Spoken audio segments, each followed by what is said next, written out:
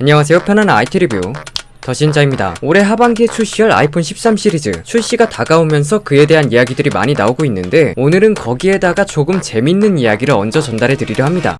최근에 LG가 모바일 사업을 철수한 것은 모두가 아는 이야기입니다. 그리고 LG 제품 사용자가 국내 스마트폰 사용자 중 10% 이상 있기 때문에 이 사용자들이 어디로 이동하느냐도 꽤나 관심이 가는 부분이었죠. 그런데 정말 놀랍게도 애플이 나섰다고 하는데, 사실 애플은 타사의 제품으로 중고 보상을 해주지 않습니다. 오직 자사의 제품만으로 트레이드인을 진행하죠. 하지만 이번에는 세계에서 유일하게, 그것도 한국에서만 LG전자 스마트폰 중고 보상 정책을 진행한다고 합니다. 물론 특별한 트레이드인인 만큼 아이폰 12와 아이폰 12 미니를 이통 3사에서 구매할 때 말이죠, 애플이 타사의 제품을 중고 보상하는 것도 상당히 이례적인 일인데, 여기에 추가 보상금도 지원하고 이걸 모두 애플이 부담한다는 건 솔직히 놀랐습니다. 국내 같은 경우는 삼성 제품이 많은 부분 점유하고 있어서 다른 나라와 달리 애플의 비율이 낮죠. 그래서 이번 기회를 통해 LG 사용자들을 모셔오려는 것으로 보입니다. 애플이 이렇게까지 하는 건 처음 봐서 신기하네요. 확실히 애플 스토어도 그렇고 한국에 발을 넓히려는 것으로 볼 수 있겠습니다. 그런데 또 삼성도 이와 같은 중고 보상 프로그램을 펼쳤다고 하는데,